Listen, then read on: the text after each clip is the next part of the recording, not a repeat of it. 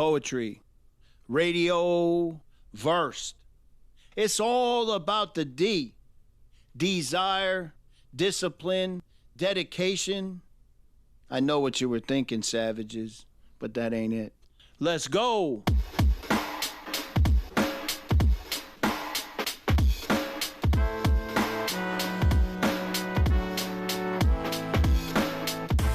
Our 4-part National Poetry Month Favorite Poems series.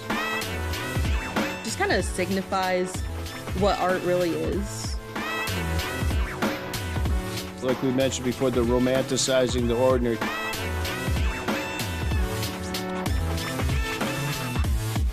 I love that tension. That's one of the reasons the poem resonates with me.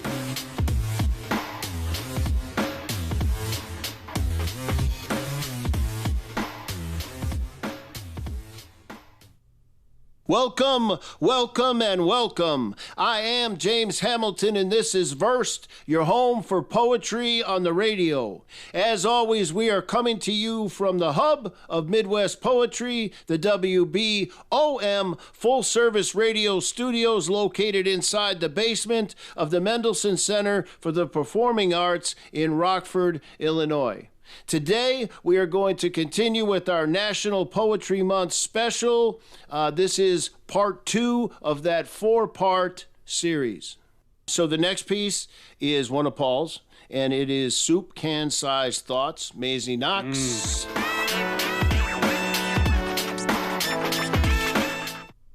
Soup can-sized thoughts, loitering in the kitchen, staring blank into the cupboard.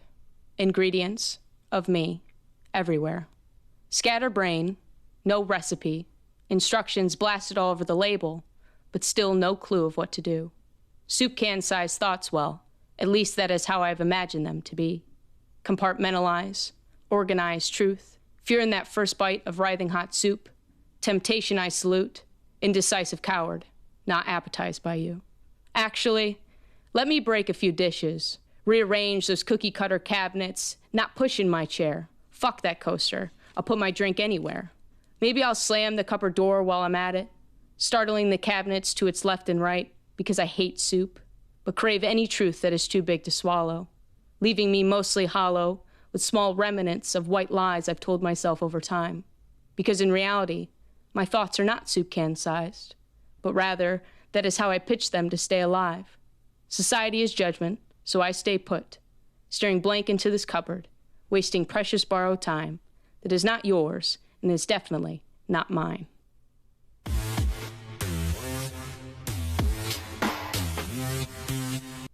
Maisie Knox. She was on season 1 with Rain Dog on her episode.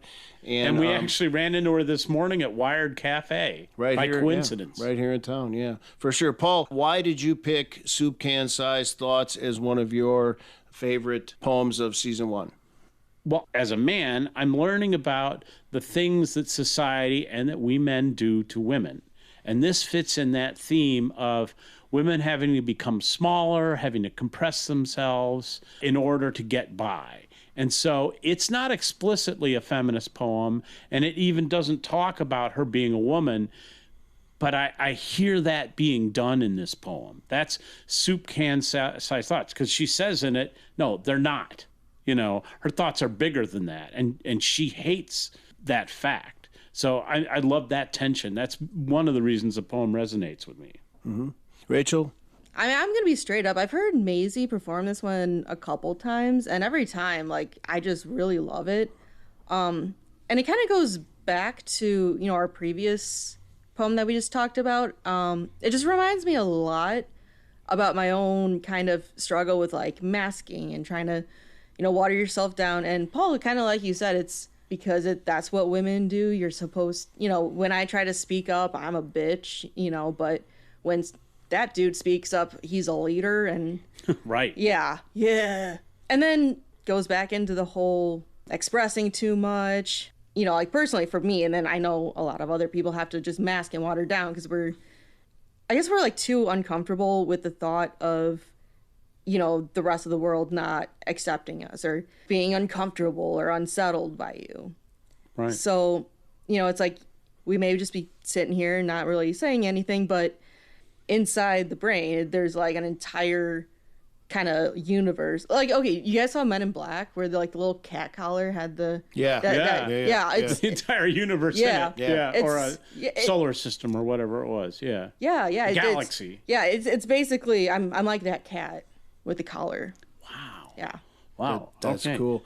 So I'll say that I always think about the Warhol art whenever I hear the title of this piece. I can't.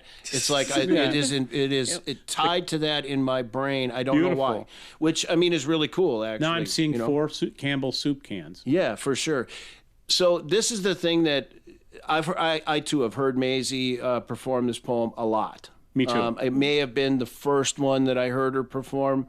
And one thing I'll say, likening that to the guests that we've had here on Versed, we have this habit of catching poets when they are in blossom.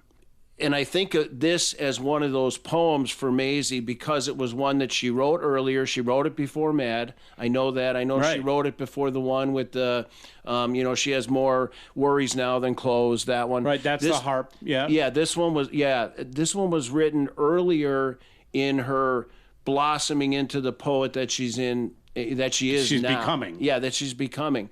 And I think that that's really cool that she came on here and read this piece, and it exemplifies or is a great example of a lot of the other poets that come on here that we catch them when they are on ascension. And I think this poem for Maisie is a great example of her on the upswing. This poem says to me, she's got her best is yet to come. It's coming, and you can look at this one and say, I see what you're doing. I see you, and I see where you're going and what your voice is. Okay. I've got to leaven what you said a little bit by saying it's not entirely an age thing. No. Because we also do that. I mean, one of my features, Colleen Martin Williams at Burpee this past year is 92 years old, and she may still have the best to come. I mean, she's published. Yeah. She's a published poet. But she's phenomenal. So Richard Vargas, and there are a lot of poets that we get to hear who are still rising. But so it's not an age thing, although Maisie was 20 years old when she wrote this poem. I think she was even earlier than that. I think this one here, I think she says she was like 17 when she wrote this one. Oh. Yeah, but that's the thing that's great about it is it's more about the artist chronology, where they're at as an artist. If you're Colleen Martin Williams, maybe her peak is at 95, like you say, creatively. Maisie's maybe, who knows? The ceiling is still there. But what I like about this is it shows what she's capable of and where she's going is what this piece speaks to me. Right. She understands her craft. She understands her authentic voice. She understands how to write and how to get her voice across. Well, the use of metaphors, and then I have to talk about the use of humor. Yeah. Because there's some wicked humor in this, and to me it's exemplified by the line, "Fuck that coaster." Because it's the acting out. You're so restrained, and you're so, there's so much pressure on you to behave that not using a coaster is an act of defiance. Yeah. And that's wicked humor and also sharp humor. I mean, it hurts. So, and there are a couple other examples in there that I just love. Yeah, most definitely. Anything you want to add, Rachel? I guess like that coaster line, that one's always stuck out to me too, because it's, kind of like you said, when you're so restrained, it's like anything you do can be seen as like defiant. Like I said, I do something little and, I'm a bitch kind of thing. Mm-hmm. Right. So it's like hyperbolic. Oh, it is. Yes. Hyperbolic. It is. Yeah. Hyperbolic, yeah. Yep, hyperbole, yeah. Right. Absolute good word choice. And I think poets today, especially the grouping of poets that we've had on the show, we're predominantly write in free verse, or what's called free verse. But within that free verse, we all have something that's authentic to the way that we write. This piece, I think what I was trying to say with Maisie and being a ground floor piece for her, this sets the Maisie Knox free verse up for the future. Right. This could be considered elevator floor 1. And you can take whatever your next favorite poem is of Maisie Knox's, or a later progression poem, and Right. trace it back to this and go, I see the genesis of the Maisie Knox free verse. If that's floor one, yeah. it's a really elevated floor to start from. Yeah. Nice 'Cause, ass I mean- lobby. Yeah. Right, Yeah. right. That's a nice ass lobby. I love that. That's good. Yeah, that's good. That's good. Anything else we want to say about soup can size thoughts? No, I just love the poem so much. Kind of makes me hungry a little bit. No. Makes me want to eat soup. I don't know. I just why. had second breakfast. I went Hobbit, so I'm okay. Second breakfast. Is that even a thing? Second breakfast? I mean, to be fair, time isn't real. You can literally eat anytime you want. Well, Like not anytime. if you're diabetic as I am. Oh, physically you can. Just morally you shouldn't. Morally, yeah. Well, you do damage to yourself, but we don't need to get into diabetes here. My but- diet brother. Oh, got it. Remember, because I was also diabetic. Oh, yeah. Sorry. I forget. I think second breakfast is definitely something that should show up in one of your poems. It infers capitalism because we're going to sell you another breakfast, right?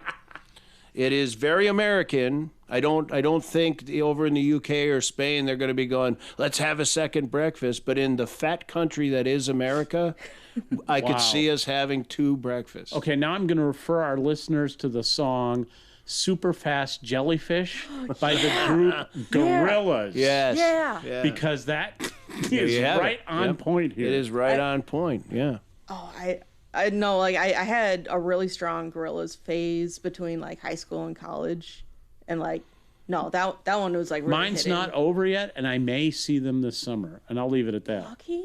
Yeah. Yeah. So the next poem is one of mine from my list, and it is, I know, a favorite of all of us. So I know we're going to have some conversation about this piece. It's Fascist Season from The Professor, Luke Welch.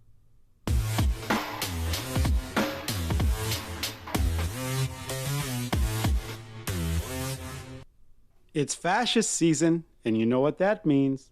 It's time to mask up like Halloween, because tear gas is falling in a misty rain that fills our throats with snot and pain and brings the water to our eyes as tearfully we say goodbyes to loved ones dragged away. It's happening this very day, and when the Iceman comes for you, he'll dress you up in black and blue, and then he's gonna zip tie you. He'll separate mother from child, and you know his boss is a pedophile. But it's those who protest who go on trial. If they don't get disappeared, because once you bear that terrorist stamp, they'll put you in a concentration camp, and you wonder, isn't this a lot for carrying a sign with one word? Epstein? Sorry, kid, that's a thought crime, and the icy pigs are making a dime, kissing the ring of their pedophile king. Yes, it's fascist season, and what's in style is anything other than the Epstein files.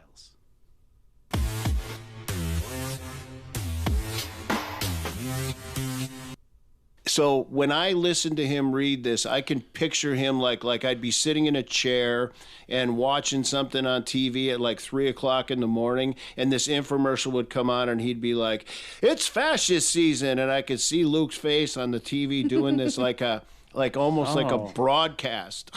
Right, right. You know? Oh well, when you said that, I thought of Billy Mays. Yes, same. Yeah, Yeah, same. yeah. Yep. Yeah. So I or the have seen- ShamWow guy, Vince, the ShamWow guy. He could I have never live up to Billy Mays. I have seen Luke perform this recently. Yep. And that blew me away because this poem was written a year ago. Yeah. This poem was written like not too long after the inauguration. Right.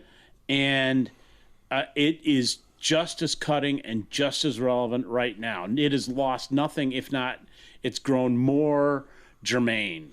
Actually, you know, the first line I have in my comments on the tablet in front of me, topical since its creation, timeless, and still relevant. Right. So, yeah. Absolutely. Rachel, what do you think?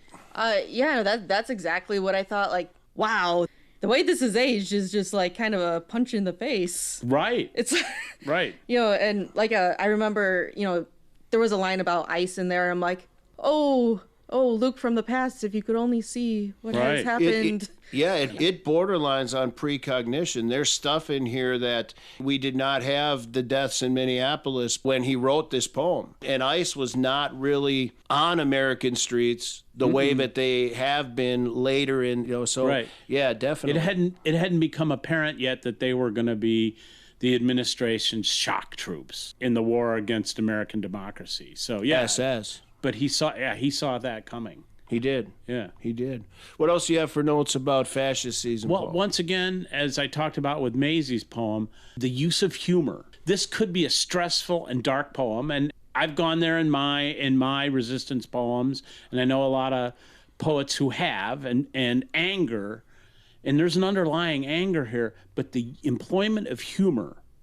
And you can hear it in his voice when he performs it. That's one of the things I love about performance poetry is you get to hear the poet's voice, not just in the word choice or their syntax, but also in their actual voice. And that's what I mean when I say I could see him doing a late night ad where he comes out and goes, "It's fascist season." Because when he performs it, it's a very light demeanor about him, and that comes through in his voice. His eyes are soft when he says it. And it's a very serious topic. Luke is a political poet, very political poet. Right. He's what I like to call first responder to revolution, Right. which all of us are. But Luke is on the tip of the spear as far as first responders as artists go, in my opinion, anyways. Right. No, he's not on the front lines. He's walking point. Yeah, he's walking point. He definitely walking point. Yeah, and we don't really jump into politics a lot on the show, but the reason I put this up there was I thought, with everything that's going on in the country and the absolute fuckery that we're getting from our government today, I think I needed to include something that was political and still have it be relatable to a verse listener who's sitting out there that may support this administration. Right. That we obviously on the show do not. Right. So, yeah. Yeah, I don't want to think about it either. I don't. But at least if we're doing it with a little bit of humor, and we're doing it in Luke Welch's voice. Yeah. Yeah. Well put. Yeah. Anything else about fascist season, Paul? No, we've covered it. It's so apt, so timely, and that gets me, the fact that it's timeless and timely at the same time. Agreed. Rachel, anything you want to add? I mean, just to kind of, repeat myself, it's just the fact that everything he was talking about a year ago, it's still relevant, but just amplified. Yeah. I mean, like when he dropped that line about the Epstein list, it's like, No. yeah. Yeah. And just, like I said, it's still the same poem, just very amplified as it ages.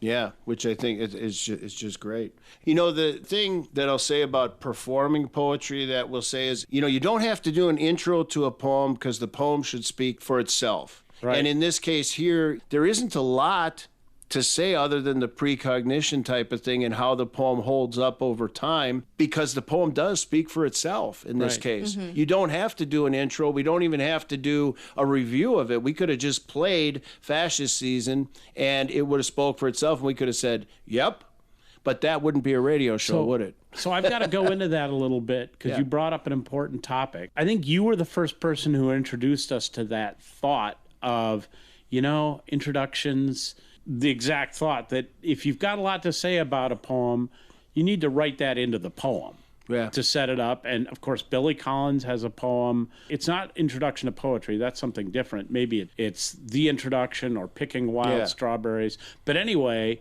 that mocks long introductions to poems. But I've had that conversation in the car on the way to open mics with Luke. And you watch really veteran, experienced poets don't get up there and say a lot. They do their poetry. And one of my pleasures was I had the opportunity to MC an open mic that was part of Ars Publica. And there were a lot of Verst alums and a lot of very veteran poets in the audience. And there were no introductions. I remember that event. We just dropped them, almost like a cipher. We just got up there, we dropped our poetry, and walked off stage. And the next guy got up, a person got up there, and did the same thing. Right. As the MC, I was basically simply calling names, and the poets did all the work. in the poems. We talk about craft here, and so that's an important topic. Yeah, definitely. It is. And this is like the first one. We could have not done a radio show around this, put it out there and just played Fascist Season for our verse listeners and went, yep. It could be a standalone segment, like an advertisement on WBOM. I hope it goes out there at some point, because it is. It's just boom, right there. I could see that. They'd be like, you told us we didn't have commercials on this radio station. Right. WBOM, full service radio. But the commercial would be for Fascist. I could see Right. that. Now I kind of want to go back and edit like a supermarket, grocery store kind of music over it and just. That would be cool. If he ever does a recording, that would be cool. That would be. Yeah. Yeah. Interesting. All right. Next poem is one that Rachel chose, but it's one of mine. It's 9 Roses. The heads of 9 roses left behind to rot and decay, discarded and entrusted to their forever resting place. Maybe I am not as okay as I say I am. I talk to myself during a walk on Sunset Beach, majesty with the morning sun at my back, reflected off some of the most expensive real estate in the world. But I hardly remember it's there as I plant my feet into the sand and stare through the haze at an ever-changing line in the sky where air meets ocean, like it is the last time I will see something that powerful again, and believe it to be true. My heart tells me to throw my phone to Poseidon and dig myself a hole and dig and dig and dig until I disappear into the planet to which I was begotten. Fingers worn and humanity leaked, the heads of 9 pink and white roses dead in my pocket. I would surely leave petty regret and turmoil at the surface to drown in the melded slurry of salted surf and sand that filled the hole I left behind. And in that truth, with variegated petals in tow, maybe I would not have to lie anymore. Maybe I would be okay.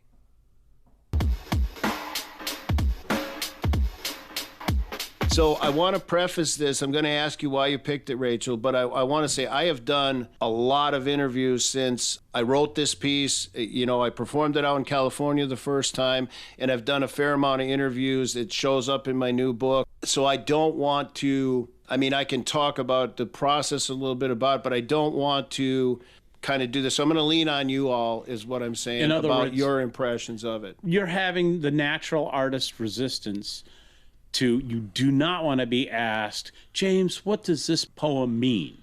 That's what I'm saying, is a lot of other shows have asked me, tell me about 9 Roses. Right. And, and I think that we're a little bit deeper on this show, or I like to think we are. So I'm going to lean on you guys to talk a little bit about it. I have a couple of brief notes, and I'm going to start with Rachel because she picked it.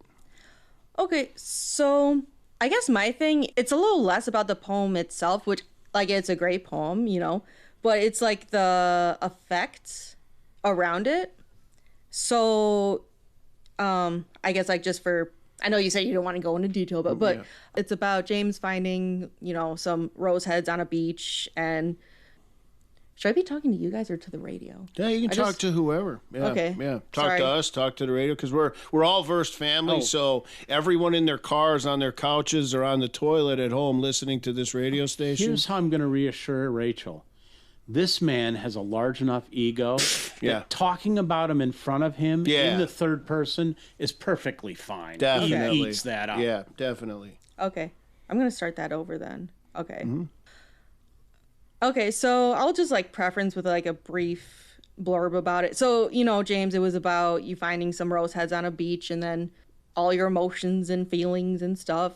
So anyway, whenever we've discussed it, you always kind of go into how that's how art is real, is when, you can kind of connect experience to it. And then we kind of got into the discussion about AI, how AI can't really replicate real art because it can't experience anything. And somebody said AI doesn't wear antiperspirant. Kind of a cheesy line. That's cheesy. Yeah. It's true. An AI can come up with a prompt, a little paragraph blurb, but at the end of the day, that's just, it's not real. It's just words on a screen. Where if someone, writes it out themselves, comes up with it themselves, even if it's like a, hypothetical situation, it's still like they experienced creating that hypothetical experience. So, right, AI is not going to walk out on the beach and find the heads of 9 roses, write a piece, and perform it that day. It's just not going to happen. Yeah. Right. Yeah. So like I said, I guess for me, that poem specifically, like, just kind of signifies what art really is. Beautiful. Also, I saw something on the internet. It kind of goes off your antiperspirant thing. So AI can't make real art because it cannot get sad or horny. Right. Yes. Right. Love that. Well, and that was my thought on this piece when you started to bring up AI, is this is a mood piece. It is being triggered into a mood, being reflective into a mood. It talks about rot, decay, discarded, and those are real feelings. I'm sure AI will learn to imitate feelings, but not with the authenticity that comes out in this poem. And then you've got the line, not as okay as I say I am. And there's the gut punch in this poem. That, to me, brings the whole thing. That's what the Dead Roses bring out of James. And I have to brag that I was there the day. I wasn't there when you found these, but I was there when you came back with the roses in your pocket from the beach. And that was powerful. And Tuan, who was with us also, talks about that day I was wearing a ball cap with a rose as a central emblem, and he had a rose on his clothing, and we saw other roses. We did some street photography in front of some graffiti that was a rose on a garage door earlier that day. And then that night in Burbank, the guy who performed in front of me at the end of his performance reached into a brown paper bag and threw rose petals on the stage. So they were on the stage floor when I got up and performed the piece that day.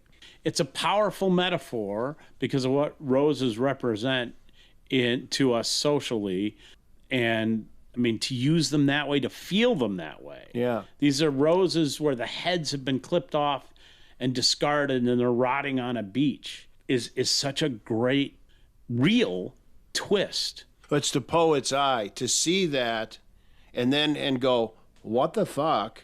And then write about it, I think is a great example of what we do as poets. We write about observations. We, to quote Angela Hiss said to you, we romanticize the ordinary. And or we romanticize the strange and weird. Right. The only other thing I'll say about this, and this would be something I haven't said about this poem before, we were just talking about how Fascist Season was one that is standalone. It speaks for itself. And we talked a little bit about getting up on stage and not doing an introduction to a poem and letting the poem speak for itself. This is totally in antithesis to that, because a lot of times when I perform it, I do tell the story about walking out on the beach and seeing it, because I think it does give a little bit of color to the poem. And so I put it in my newest book, Black. And when I did, I had never put a picture in the book before. I actually have a photograph of the roses on the beach in my book. Wow. Before this poem. I don't think I've seen the photograph, but I have an image of you on the beach because I know this was an early morning beach walk. But this was morning one. We had landed in L.A. We did the Sunset Rooftop, and then we got to the hotel at like 1 o'clock in the morning, and I woke up at my usual jet lag time of like 6 o'clock or whatever, and walked out to the beach that first morning. The poem does tell a story. It opens up the reflective nature of, the parallels between personal thought and humans and these dead roses laying on the beach. But I think in this case, and it is definitely not my norm to have a story before the poem. In this case here, it actually works, and to your point, Rachel, it kind of accentuates the way the story almost now has to go with the poem. Yeah, no, I get that, because otherwise it's, I mean, you can kind of hear it, and I mean, obviously you understand the gist of, you see this and then you feel a certain way, but with the story, you actually understand the nuance of it. It is very Kerouacian to me, because, we've talked about Jack Kerouac being a guy that didn't want to edit a lot, wrote Stream of Consciousness, wrote in the 50s when he did On the Road on a typewriter on a roll of paper, so he didn't have to stop. He was just going to continue to go and go. And when he turned that manuscript in, it was on feet of paper. It was not single sheets on the typewriter. This, to me, was very an example of that stream of consciousness, because I literally stood there on the beach and just wrote what came to my mind. Now, when I listen to a recording of it or something, I go, maybe I could have, if I edited it more, I could have changed this or added this, but it wouldn't have the same essence. But you've worked hard, and Roni Galan will be a future guest on the show. Yeah. Roni gave you advice about letting the poem go where it wants. Yeah. And that's kind of an anti-editing. You're not going to edit it to a different place than it went originally. And you do that. You've worked hard to stifle the instinct. That instinct to allow your poems to go that way. Yeah, and that's sure. Kerouacian. Yeah. Yeah, very much so. Very much so. Go ahead. Oh, no, I got to talk about the craft of the poem at some point. Yeah, please. Well, so because it's something I always feel the need to work on, is your use of the sound of words is really good. And again, this is a mood piece, and the phrase to me that really hit home for mood, and it invokes the setting, is the phrase melted slurry of salt and sand. To me, in the craft of writing poetry, that's a phenomenal line. It's one that I'd remembered when we went back and listened to the poem. I remembered that was the line that I'd already taken away from hearing you perform it. Anyway, but it invokes both the mood that you're setting and it's good performance. And the cool thing about that is I can remember standing there and dictating that line into my phone, standing on the beach. That is like a one-off. It just happened. I'll tell you the feeling I got out there that morning. They talk about being grounded to we've had poets come on the show and talk about nature as an influence on them, and ground. I talk about energy a lot. Standing there on the beach, barefoot, looking at the ocean, the sun coming up behind you, and smelling that, and everything. I feel like, I'm gonna go Rick Rubin again, the universe beaming stuff down through my antenna, my experience out there. I was connected like I had never been connected before out there, and in the great wide open. So I appreciate you pulling that line out of there, and I wish I could say I crafted that line, but it just came. No, it's the beautiful. Universe's line. Yeah. All right, so next poem that we're going to talk about is one of yours, Paul. This was my whole poem. So like we picked 8. My number 9 poem was this same one. Right. And it's Shampoo from Mickey Colgan. It's Mickey Engel now. She's married. But at the time she was on the show with Pam Walsh, which was season 1, episode 2, she was Mickey Colgan. The poem is Shampoo. Shampoo. Lather that shampoo all over, washing those energies down that fucking drain. Don't worry about the buildup, those tall towers, overgrown brambles. Scrub those walls. Eventually they'll melt, tumbling down the fucking drain. Shampoo's got your back. Intimate suds caress, tingle warm in between all those dirty cracks. Your hair.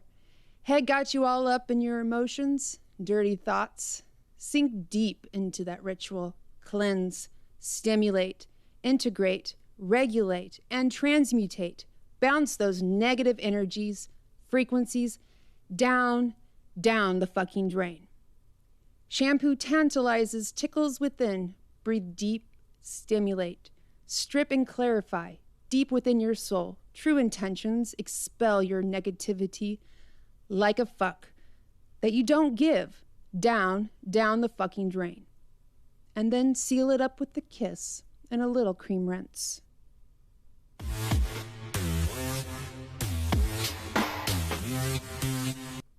What struck you about this piece, Savvy, that you added it onto your list? Wow. The lived experience that is expressed in this, again, she doesn't have to introduce it. I mean, we've all washed our hair so many times, but Mickey was a professional hairstylist, and it's a thing she has done so many times. And somehow that comes out to me in the poem. You can feel this is a repeated muscle memory activity for Mickey. So that just jumps out to me. So, like you're saying, like the like we mentioned before, the romanticizing the ordinary. She's romanticizing something that she's very familiar with, And that we all are. Yeah, yeah, Yeah, I mean, who hasn't shampooed their hair? yeah. So, and finding meaning in it, but also the bitterness that's expressed. She drops F-bombs all over this poem. And I mean, the phrase to me, down the fucking drain. Yeah. I mean, that's right there. It's visceral. Rachel? I think that like something that always gets me every time I've heard her perform it.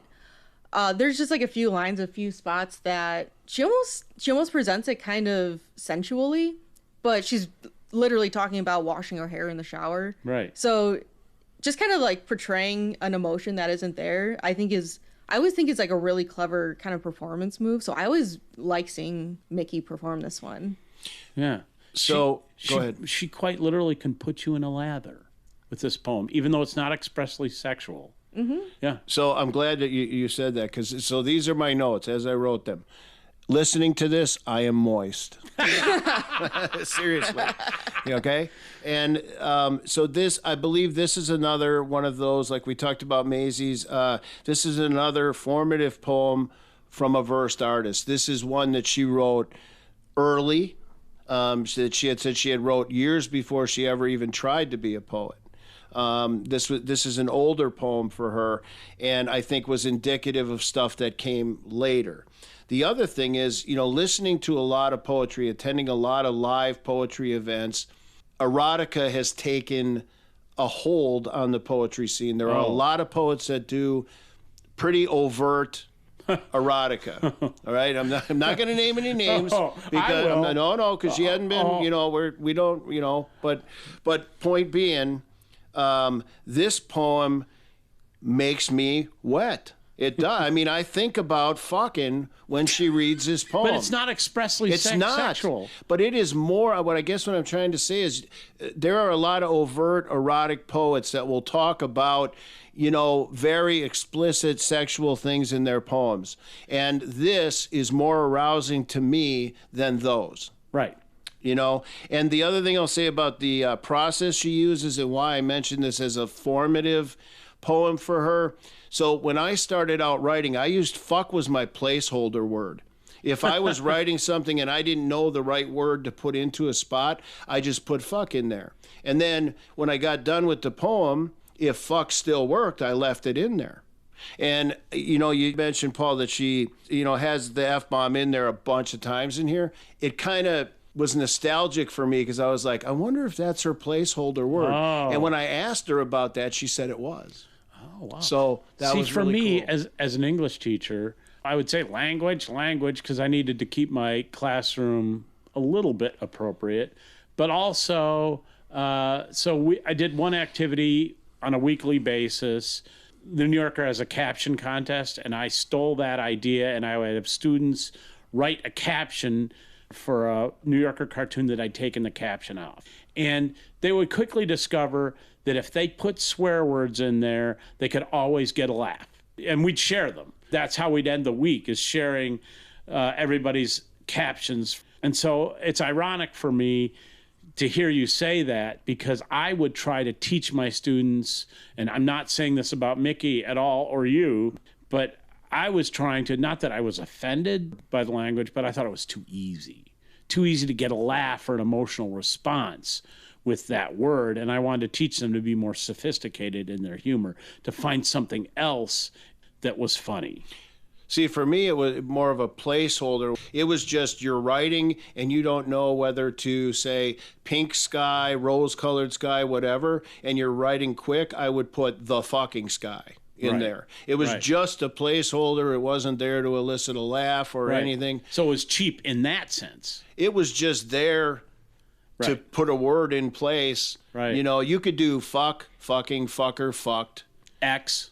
And the thing is all of those rhyme in a different way. So if you put it in there as a holding word while you're working on a piece, no one else is going to see it but you. Right. Until it may end and you go, you know what, that works. And that's why I say with this one, it was is a formative poem for her because she used it that way. I probably haven't used it that way since my first or second book. Right. So I would say I've graduated beyond using fuck as a placeholder. Now when I use it for a laugh or for... Right. Yeah. And it's very effective here. I mean, it captures the bitterness she's feeling at that moment. Yeah, and I have to express this too.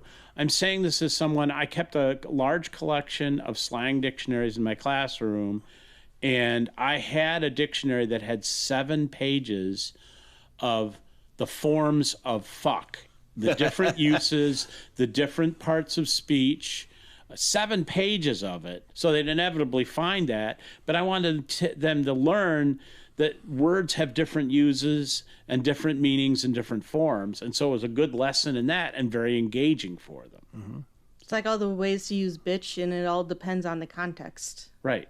Well, I would also teach students that you could add comma bitch to any sentence if you wanted to turn that sentence into fighting words. I love you, bitch. You know, you're beautiful, bitch. You can turn anything into fighting words with that. No, I was trying to teach them to effectively communicate. I get it. I get what you're saying. You know, and, well, no, okay, well, hold on. That doesn't work for a guy. I kind of am. He kind of is. Kind of am. You know. Okay, I mean, you're not just the engineer on the show. I think of you as the director. So we all kind of are your bitch. Yeah. Well, what I was going to get at was if I go to one of my gal pals and I'm like, hey, my bitch, you know, like that's not fighting words. That's a term of endearment. Correct. But I guess like also though, kind of going off of the whole, you know, using fuck, you know, you're saying it's lazy. I think there's a difference between using it as a device and using it as a crutch. And that's kind of where the line gets drawn. Nice. Yeah. Nice. Good distinction. Yeah.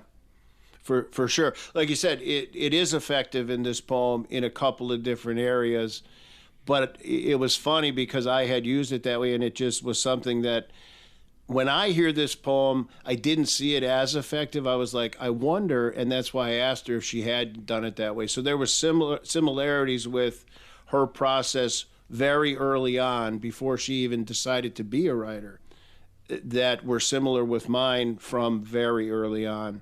I'm glad that we are on WBOM full service radio, right? And this is really the first time since we started doing this show that Bob's disclaimer is actually in full effect. Right. Well, but we should also explain. I don't know if we've done it on the show to date that this is a internet only radio show. Therefore, the Federal Communications Commission rules do not apply, and George Carlin's The 7 Words You Can't Say on Radio is not in play here.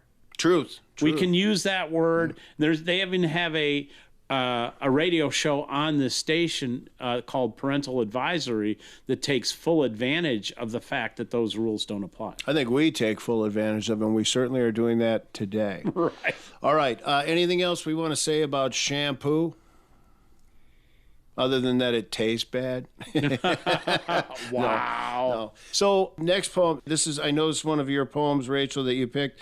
If season 1 poets had a spirit animal, I believe that animal would be Lexi Mosinski. Wow. Yeah. I mean, she's just a positive person. The poem that you picked for your list was Caffeine.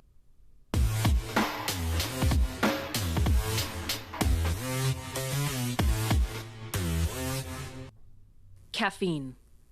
It's just the caffeine, the chemistry, my remedy. When dopamine and serotonin find themselves hiding in the nowhere corners of my brain and the world vibrates in a haze of uncontrollable motion, I turn to a chemical that feels like oxytocin. Because in my mind is chemical warfare, thoughts altering chemistry, the past pulling at my memory, draining my energy. I'm battling my chemistry, but all I feel is monotony, constancy of nothingness that is supposed to be everything. But is this my everything? Is chemical warfare not war if no one else can see it? Because no one sees the pills I take, or the way my body aches, or the sound of my voice breaking. They just see the caffeine and the perfect machine functioning beautifully in their routine. But who will intervene if not me? For addiction is wound up inside me. An addict for work, for success, for a cup of coffee, no less. But at what expense? The war rages while the light praises my future. But what is in my future? Caffeine.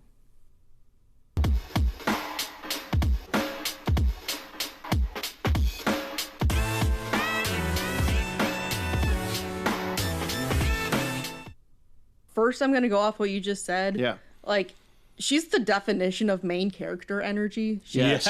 She's so cool. Listen. She showed up at my favorite open mic, which is Wax Poetic in Woodstock, Illinois. Woodstock, Illinois. She USA. showed up, and they don't have features, but they gave her kind of a feature position, and it was the first time she'd performed in 6 years, she said. You want to talk about main character energy?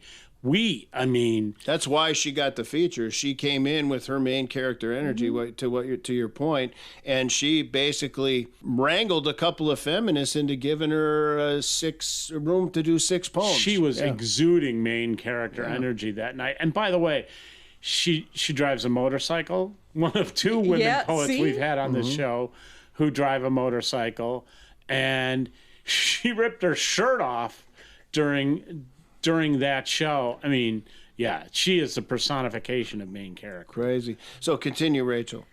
Okay, so I picked Caffeine because... So this just felt like she watched the entire decade of my 20s and just, like, put it into a poem. You know, I basically wasted that entire decade of my life with, like, people-pleasing and wanting to be an overachiever, but never quite getting it. You know, even when I was a teenager, it was like, I was a little above average, but I was never the achiever. So it was always like that strive to get there. And you push yourself into the limit until, surprise, you just damaged your nervous system and now you have permanent damage. Yeah, but in the end, you're a people pleaser. But people aren't pleased. They just want you to keep going. They just want what you're giving them, even though it's not the best, but we'll take it anyway. You know what I mean? So, you know, it's never enough. You just have to keep going until finally you decide, I'm just, you know, I gotta stop. So it just felt like a punch in the face listening to, every time I hear it, it's like a punch in the face. I gotta get you a copy of her book. Yeah, because I think we both walked away from. Did she have copies at the show? I flipped through it when she came in to record her poems. Okay, good. So I did flip through it. Yeah, I did a swap with her that first night. Yeah. I have a copy at my house, and I mean it's incredible. So, Paul, anything in particular stand out about that piece, Caffeine? Well, I mean, see, now I'm going more superficial. I mean, it's the substance itself and how it's a wonder drug, and she talks about how it feels like oxytocin. That's powerful. That was cool. Yeah. So the thing I wrote down is how so I've been listening to this book on Audible. You know, I travel around a lot, and it says in there how we got to stop our reliance on caffeine to compensate for lack of sleep. And things like that. So right. I've been reading this book about touring and stuff. So anyway, I like the reference she makes. She says she equates caffeine to chemical warfare. Right. In that regard. And that one hit home for me is, you know, we got to be careful that we don't nuke who we are with this. And for me especially, I'm an addict, you know. So in fact, that's the line I wrote down for my what, the one I grabbed from the poem was, it's like chemical warfare. Yeah. Right.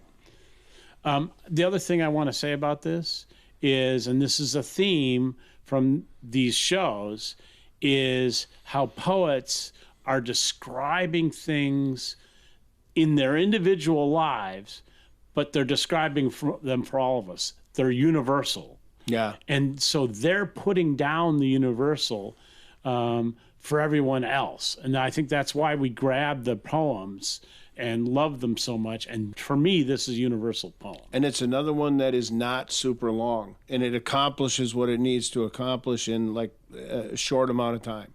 Right. Yeah. All right, we got one more from Aubrey Barnes. This one is mine. Cops versus Kids.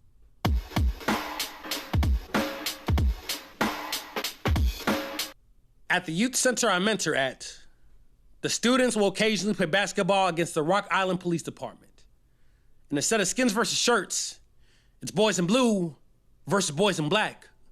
A team full of shooters versus a team full of targets.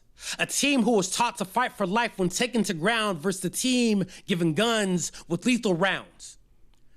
January 5th, 2025.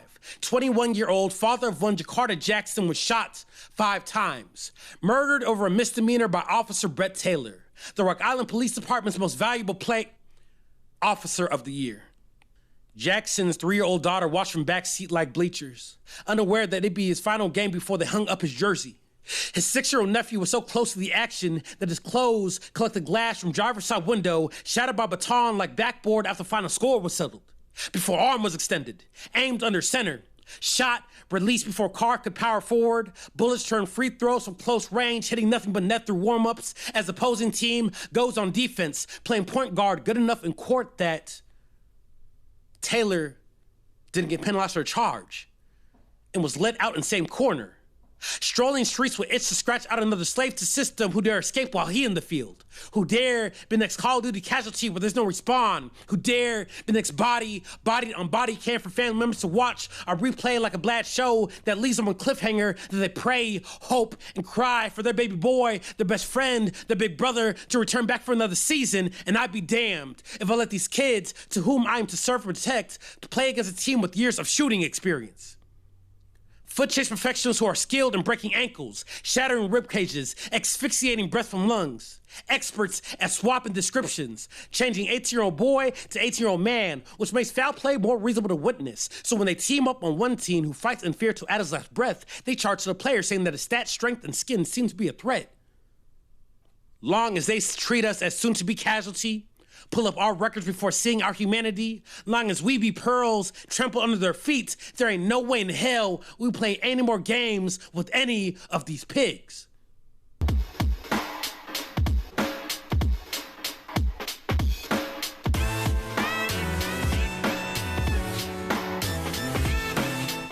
This is his signature piece. Wait, are we going to ever get to a piece by Aubrey Barnes that we're not going to say is quintessential Aubrey Well, let's say Barnes? quintessential. This is the one that he calls his signature piece. Okay. The reason that I picked this one, it would have been easy for me to say, Hobbs is my friend. I want to, pick his signature piece. It has nothing to do with that. What I like about this is we talked earlier a little bit about, the coded language. And I know it starts out and it says, they were playing basketball and it was black versus blue, is really the only race-related comment that he makes in this poem.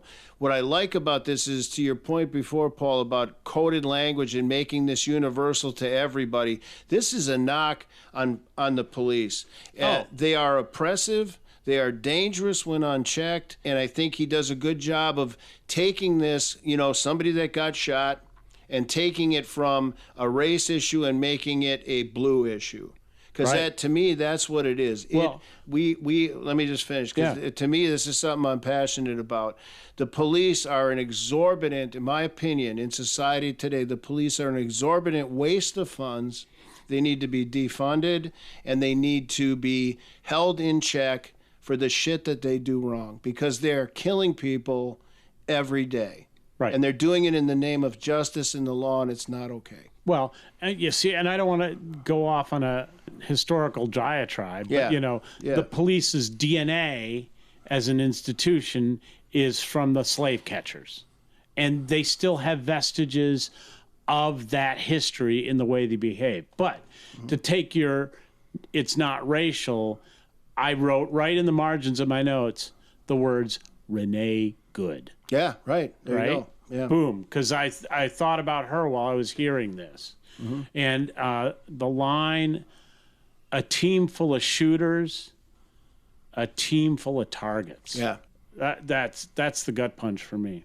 Yeah. And I mean, I'll go right out and say, do I have a contempt and some PTSD when it comes to law enforcement? Yes. I will be public and say that. And maybe that taints what this poem meant to me when I heard it or how I listened to it. And that I am going to probably err on the side against law enforcement.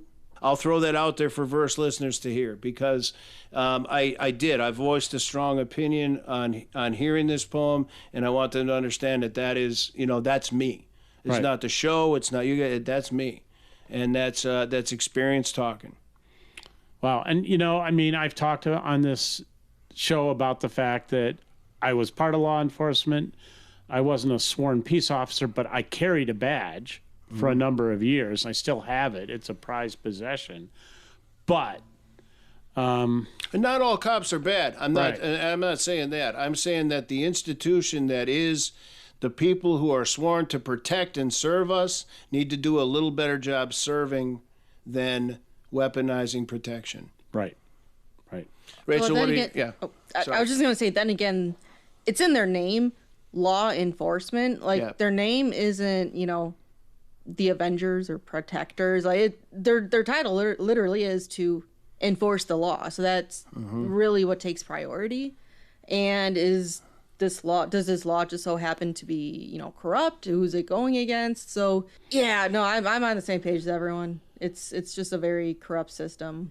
Well, and getting back to the poem, he just really brings that out. He makes that crystal clear. Crystal clear. You're like a team full of shooters, a team full of targets. Boom. And like any artist, again, his perception is coming from that of a black male. And he starts that poem out there by his viewpoint, the way he sees it, and that this kid that got shot by the police was black, and then the ball team. But then Right. Obbs has a way of spinning stuff to make it general after that. Right. And that is one of the reasons why I really, really like this poem. He took it from being black and he made this about the blue. But also, and this is a lesson I've had to learn, and I've had other people push me on this, he's not just observing and noting. He is an actor in this poem. He sees injustice, and he says he can't let it simply happen. Yeah.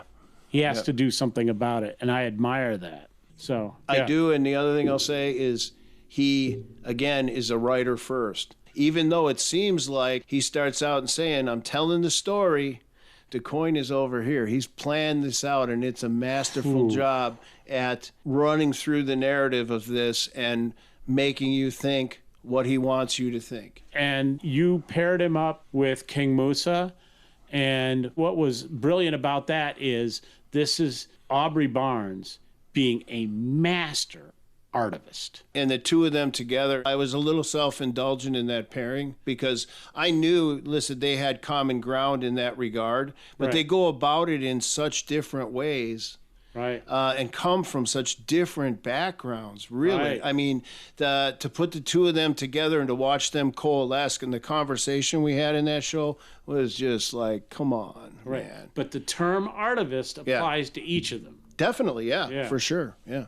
That's all the time we have this week for the second installment of our 4-part special National Poetry Month series, Favorite Poems. Tune in next week for a new episode. See you then. Peace.